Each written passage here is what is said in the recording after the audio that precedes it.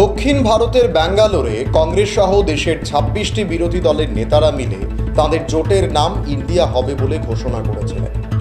এই ইন্ডিয়া শব্দটির পুরো কথাটাই হলো Indian national development inclusive alliance. ব্যাঙ্গালোরে কংগ্রেস সহ বিরোধী দলগুলোর বৈঠকের দ্বিতীয় বৈঠকে বিরোধী জোটের এই নামকরণ চূড়ান্ত করা হয়েছে। বৈঠকে অংশ নেওয়া একাধিক নেতা জানিয়েছেন, আলোচনায় কংগ্রেসের রাহুল গান্ধী প্রথম ইন্ডিয়া নামটি সুপারিশ করেছিলেন। পরবর্তী সময় সমস্ত বিরোধী রাজনৈতিক দলের নেতারা শিলমোহর দেওয়ার পর এই নাম ইন্ডিয়া হিসেবে বিবেচিত হয়। এবং যেটা বলা হচ্ছে যে ইউপিএ আর থাকছে না, ইউপিএর পরিবর্তে ইন্ডিয়া হলো, অর্থাৎ এনডিএ বনাম ইন্ডিয়া 2024-এর নির্বাচনে এমনটাই দেখা যাবে। দেশের লোকসভা নির্বাচন সামনে, তার আগে দেশের শাসক বিরোধী সব দল মিলেই তাদের প্রস্তুতি শুরু করে দিয়েছে। 2024-এর লোকসভা নির্বাচন যে 2019-এর লোকসভা নির্বাচন থেকে অনেকটাই আলাদা হবে তার বলার অপেক্ষা রাখছে না। 2019-এর নির্বাচনে সমস্ত বিরোধী রাজনৈতিক দলগুলো এক মঞ্চে আসার চেষ্টা করলেও শেষ পর্যন্ত তা সম্ভব হয়নি। কিন্তু 2024-এর নির্বাচনের আগেই বিরোধী সমস্ত দলগুলো শুধু এক মঞ্চে আসাই নয়, একত্রে দুইটা ম্যারাথন বৈঠকও সেরে ফেলেছেন। এখন প্রস্তুতি চলছে তৃতীয় বৈঠকের, অর্থাৎ 2019-এর আগে মমতা বন্দ্যোপাধ্যায়ের নেতৃত্বে যে বৈঠক বা যে তারা যে শিবির করে যে আলোচনা, সেগুলো কিন্তু ছিল না। 2019-এর আগে মমতা বন্দ্যোপাধ্যায়ের নেতৃত্বে ব্রিগেডে জনসভা হলেও সেই জনসভার রেশ কিন্তু বেশি দিন যায়নি, বা বিরোধীরা এক সুতোতে বেঁধে থাকতে বেশি দিন পারেননি, ছিন্ন বিচ্ছিন্ন হয়ে গিয়েছিল। কিন্তু 2024-এর আগে বিরোধীদের যে বৈঠক, যে ম্যারাথন বৈঠক, একটা দুটো নয়, পরপর দুটো বৈঠকের পর তৃতীয় বৈঠকের প্রস্তুতি, এবং প্রস্তুতি শুধু নয়, সেই বৈঠকগুলোতে একেবারে ইতিবাচক আলোচনা, সেগুলো নিঃসন্দেহে যথেষ্ট ইঙ্গিতপূর্ণ। এবং এই জায়গাতেই 2019 আর 2024-এর লোকসভা নির্বাচন অনেকাংশে আলাদা। বিরোধীদের এই জোরদার একের পর এক বৈঠক যে শাসক শক্তিকে খানিকটা হলেও চিড় ধরিয়েছে, তা এখন অনেকটাই স্পষ্ট। বিরোধীদের এক মঞ্চে আসার চাইতেও সবচাইতে বেশি যে বিষয়টি মোদি টিমের জন্য চিন্তার হয়ে দাঁড়িয়েছে, তা হলো জোটের দেওয়ার নাম ইন্ডিয়া, অর্থাৎ INDIA। দেশের শাসক বিজেপি তাদের সমস্ত জায়গায় ইন্ডিয়া নামের বিরোধিতায় নেমে পড়েছে। শাসক বিজেপি একভাবে চেষ্টা করছেন ইন্ডিয়া আর ভারতবর্ষের তফাৎ বোঝাতে। শাসক বিজেপি সামাজিক মাধ্যমে এটাই বোঝাতে ব্যস্ত যে ইন্ডিয়া নামটি ইংরেজদের দেওয়া, সুতরাং এই নাম কংগ্রেস এত বছর ধরে চাপিয়ে এসেছে। ইংরেজদের থেকে নেওয়া ধার করা নাম কংগ্রেস চাপিয়ে এসেছে। ইন্ডিয়াকে পুনরায় ভারত হিসেবে চেনাতে চাইছে বিজেপি দলের আইটি সেল। শুধু আইটি সেল বললে ভুল হবে, খোদ আসামের মুখ্যমন্ত্রী মাঠে নেমে পড়েছেন এই বিষয়টি বোঝানোর জন্য। এমন ভাব যেন এর আগে ইন্ডিয়ার টিম যখন মাঠে খেলতে নামতো, তখন গোটা স্টেডিয়ামে ইন্ডিয়া ইন্ডিয়া চেঁচাতো না, তখন ইন্ডিয়া নিয়ে কেউই মেতেছিলেন না বোধ হয়। বা মোদি যখন বিদেশ ভ্রমণে যায়, তখন হয়তো বা ইন্ডিয়া ইন্ডিয়া বলা হয় না। কিন্তু আজ হঠাৎ এই ইন্ডিয়া নামের সঙ্গে আপত্তি শুরু হয়ে যায় বিভিন্নভাবে। আসামের মুখ্যমন্ত্রী হেমন্ত বিশ্ব শর্মা নিজের টুইটার অ্যাকাউন্টে ইন্ডিয়া থেকে ভারত করে দিয়েছেন। আগে ছিল chief minister of Assam India, আর এখন পরিবর্তন করেছেন chief minister of Assam Bharat. অর্থাৎ এটা কোথাও না কোথাও বোঝাতে চাইছেন ইন্ডিয়া নাম যখন বিরোধীরা ব্যবহার করছেন, তখন উনি ইন্ডিয়া না করে ভারত ব্যবহার করবেন। অর্থাৎ ইন্ডিয়া আর ভারতের মধ্যে তফাৎ কোথাও না কোথাও বের করার চেষ্টা চলছে এখন। যদিও আসামের মুখ্যমন্ত্রী হেমন্ত Biswa Sarma chief minister of Assam Bharat করতে পারলেও লোকেশনের জায়গাতে কিন্তু এখনো গুয়াহাটি ইন্ডিয়া তার পরিবর্তন করতে পারেননি।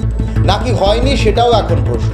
যদিও জিপিএস লোকেশনে গুয়াহাটি ভারত করা সম্ভব কতটা জানা নেই, গুয়াহাটি ইন্ডিয়াই হয়, তো এখনো গুয়াহাটি ইন্ডিয়া তার পরিবর্তন করতে পারেনি। নাকি হয়নি সেটাও এখন প্রশ্ন। যদিও জিপিএস লোকেশনে গুয়াহাটি ভারত করা সম্ভব কতটা জানা নেই, গুয়াহাটি ইন্ডিয়াই হয়। বিরোধী জোটের নাম ইন্ডিয়া দেওয়ার পর বৈঠক শেষে পশ্চিমবাংলার মুখ্যমন্ত্রী মমতা বন্দ্যোপাধ্যায় সহ একাধিক নেতারা একটা কথাই বলেছেন, ইন্ডিয়া জিতবে আর ভাজপা হারবে। एक रियल चैलेंज लिया है। डिटेल्स खड़गे जी ने आपको फुल फ्लेजेड नाम बताया, लेकिन इसका शॉर्ट फॉर्म में होता है India. Let us challenge India. NDA, can you challenge India? Bhajpa, can you challenge India? The other people, can you challenge India? We love our motherland. We are the patriotic people of this country. We are for youth, we are for students, we are for farmers, we are for Kishans, we are for Dalits, we are for good economy, we are for the country, we are for the world. So our challenge will be all focus, all publicity, all campaigning, all program. Save the people of India, save India. इसको हम भारत बोलते हैं हिंदी में, और English में India है। India को बचाना है, देश को बचाना है। भाजपा तो देश बेचने का सौदागिरी कर रहा है, देश बेचने का सौदागिरी कर रहा है, लोकतंत्र को खरीदने का सौदागिरी कर रहा है। इसी के लिए आज कोई इंडिपेंडेंट एजेंसी को भी काम नहीं करने देता है। कोई आदमी कोई ऑपोजिशन को सपोर्ट करते हैं, ऑपोजिशन स्टेट को, तो नेक्स्ट डे ईडी और सीबीआई और कोई चला जाता है और खाली धमक देता है, हम 355 करेगा, हम 356 करेगा। हम लोगों ने आज 420 कर दिया, 420 धारा अप्लाई कर दिया पॉलिटिकली, जिसमें इंडिया जीतेगा, भाजपा हारेगा। भारत जीतेगा, भाजपा हारेगा। इंडिया जीतेगा और हमारा देश जीतेगा। खड़गे साहब, आपने तो हमारे अलायंस का नाम बता दिया, लेकिन मैं तो इंडिया, भारत, जिसके लिए हम लड़ रहे हैं, उसी को लेके हम आगे जाएंगे। इसीलिए तो हम इकट्ठा आए हैं। और आप देखते होंगे, पहले सवाल कई लोगों ने मुझे पूछा कि अलग अलग विचारधारा के लोग हैं, राजनीति में विचारधारा तो अलग होनी चाहिए, इसी को तो प्रजातंत्र मानते हैं। लेकिन इसके बावजूद हम एक आए हैं क्योंकि अब लड़ाई सिर्फ हमारी पार्टी की नहीं है। कुछ लोगों को ऐसे लग रहा है कि परिवार के लिए लड़ाई लड़ रहे हैं। हाँ, देश हमारा परिवार है और इस परिवार के लिए हम लड़ रहे हैं। देश ही हमारा परिवार है, तो इस परिवार को हमें बचाना है। और लड़ाई हमारी एक पार्टी के खिलाफ या एक व्यक्ति के खिलाफ नहीं है, लड़ाई हमारी नीति के खिलाफ है, तानाशाही के खिलाफ है। और जैसे एक ज़माने में आज़ादी की लड़ाई हुई थी, तो अब आज़ादी खतरे में आई है। तो इस आज़ादी के लिए हम सब इकट्ठा आए हैं और पक्का भरोसा है कि हम कामयाब रहेंगे, हो जाएंगे। और देश के जनता के मन में एक डर है कि अब क्या होगा, तो हम इतना उनको एक एहसास दिलाना चाहते हैं, कि विश्वास दिलाना चाहते हैं, डरो मत, हम हैं। जैसे एक वो पिक्चर आया था, मैं हूं ना, वैसे हम हैं ना। आप क्यों डरते हो? चिंता मत करो। एक व्यक्ति या एक पार्टी मतलब देश नहीं हो सकता, पूरे देश की जनता मतलब देश है। और देश की जनता अब इंडिया और भारत बनकर सामने आएगी। अपने देश को हम सुरक्षित रखेंगे। लड़ाई किसके बीच में है? ये लड़ाई ऑपोजिशन और बीजेपी के बीच में लड़ाई नहीं है। देश की आवाज को दबाया और कुचला जा रहा है। ये देश की आवाज के लिए लड़ाई है और इसीलिए ये नाम चुना गया, Indian national developmental inclusive alliance, मतलब इंडिया। लड़ाई एनडीए और इंडिया के बीच में है, नरेंद्र मोदी जी और इंडिया के बीच में है, उनकी विचारधारा और इंडिया के बीच में है। आप जानते हो, जब भी कोई हिंदुस्तान के सामने खड़ा होता है, इंडिया के सामने खड़ा होता है, तो जीत किसकी होती है, कहने की ज़रूरत भी नहीं है। मैंने कहा दूसरी मीटिंग है, इसके बाद हमारी मीटिंग महाराष्ट्र में होगी और हमने निर्णय लिया है, सब ने निर्णय लिया है कि अब हम एक एक्शन प्लान तैयार करेंगे जहां हम एक साथ मिलकर देश में हमारी विचारधारा के बारे में और जो हम देश के लिए करने जा रहे हैं उसके बारे में बोलेंगे। आज से 9 साल पहले इस देश के लोगों ने नरेंद्र मोदी जी को भारी बहुमत देके जिताया था। इन 9 साल के अंदर उनके पास मौका था, वो देश के लिए बहुत कुछ कर सकते थे, लेकिन इन 9 सालों में उन्होंने एक भी सेक्टर ऐसा नहीं है जिसमें हम कह सकें कि तरक्की हुई है। हर सेक्टर को बर्बाद करने में उन्होंने कोई कसर नहीं छोड़ी। सबसे बेस्ट तो है आप सेकंड क्लास की रेलवे की टिकट लेके किसी भी ट्रेन में चढ़ जाइए, आपको पता चल जाएगा कि आज से 4-5 साल पहले रेलवे ठीक ठाक चला करती थी, आज पूरी बर्बाद कर दिया इन लोगों ने रेलवे। इन्होंने इकोनॉमी बर्बाद कर दी, इन्होंने रेलवे बर्बाद कर दी, सारे एयरपोर्ट बेच दिए, इन्होंने जहाज बेच दिए, आसमान बेच दिया, धरती बेच दी, पाताल बेच दिया, सब कुछ इन्होंने अपने लोगों को बेच दिया, कोई कसर नहीं छोड़ी। आज देश में हर आदमी दुखी है, युवा दुखी है, किसान दुखी है, मजदूर दुखी है, व्यापारी दुखी है, इंडस्ट्रियलिस्ट दुखी है, गृहिणी दुखी है। ऐसा कौन सा व्यक्ति है जो दुखी नहीं है? तो आज ये 26 पार्टियां, हम सब लोग अपने लिए एकत्रित नहीं हुए। हम देश को एक तरफ बचाना है, जिस तरह से पूरे देश के अंदर नफरत फैलाई जा रही है उससे बचाना है, और दूसरी तरफ एक नए भारत का सपना लेके हम सब लोग इकट्ठे हुए हैं, जिसमें हर युवा को रोज़गार मिलना चाहिए, हर गरीब बच्चे को अच्छी शिक्षा मिलनी चाहिए, हर बीमार आदमी को अच्छा इलाज मिलना चाहिए। ये सपना लेके हम सब लोग इकट्ठे हुए हैं, जहाँ पे ऐसा भारत होगा जहाँ सब सुख शांति होगी, प्यार मोहब्बत होगी और देश तरक्की करेगा, ना कि देश के संसाधन जो हैं कुछ लोगों के लिए, चंद लोगों के लिए लुटाए जाएंगे।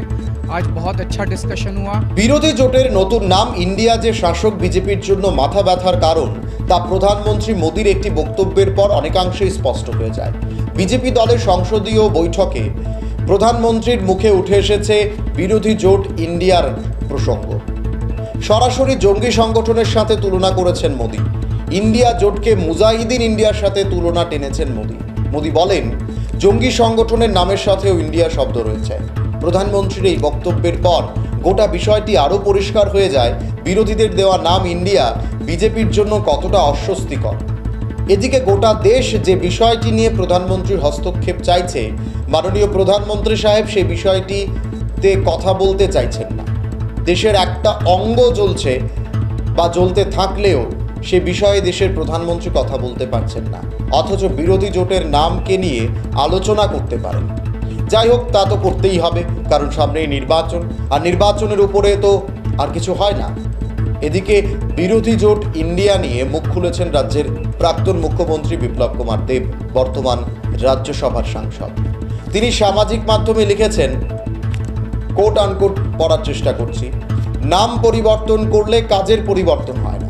একজনের প্রবণতা যেমন থাকে তার স্বভাবও তেমনই থাকে। যেমন সাপের প্রবৃত্তি হলো ছোবল দেওয়া এবং সুযোগ পেলেই ছোবল দেয়।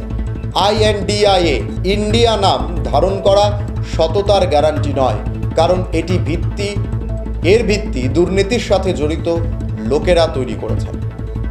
যেই বিপ্লব দেব এই কথা বলছেন তিনি হয়তো নিজেই জানেন না এখনো যে কেন উনাকে মুখ্যমন্ত্রীর পদ থেকে সরিয়ে দেওয়া হলো। এত গুরুত্বপূর্ণ একটা পদ, রাজ্যের মুখ্যমন্ত্রী ছিলেন, সেখান থেকে সরিয়ে দেওয়া হলো। সেখান থেকে সরিয়ে রাজ্যসভার সাংসদ করে রেখে দিয়েছে কেন্দ্রীয় নেতৃত্ব, বা তিনি জানলেও তা কিন্তু রাজ্যবাসীকে এখনো জানানো হয়নি। কি এমন হলো শাসক বিজেপি দলের কেন্দ্রীয় নেতৃত্বকে বিধানসভা নির্বাচনের প্রায় 1 বছর আগে মুখ্যমন্ত্রীর চেহারার পরিবর্তন করতে হলো? যদিও আজও তা প্রায় অজানা, বা কেউ জানতে চাইলেও কেউ বলতে চায় না।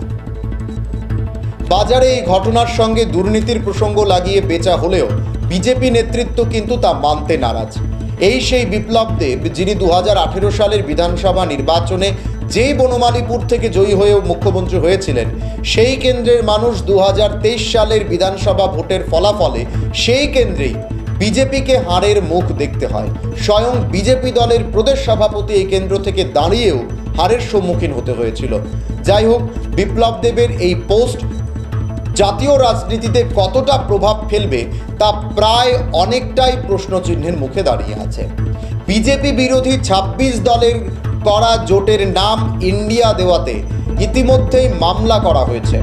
অভিযোগ, যিনি মামলা করেছেন ওনার নাম ডক্টর অভিনীশ মিশ্রা। তিনি prevention of improper use act 1950 উল্লেখ করে দাবি করেছেন ইন্ডিয়া নামটি কোনো ব্যক্তি দ্বারা ব্যবহার করা যায় না।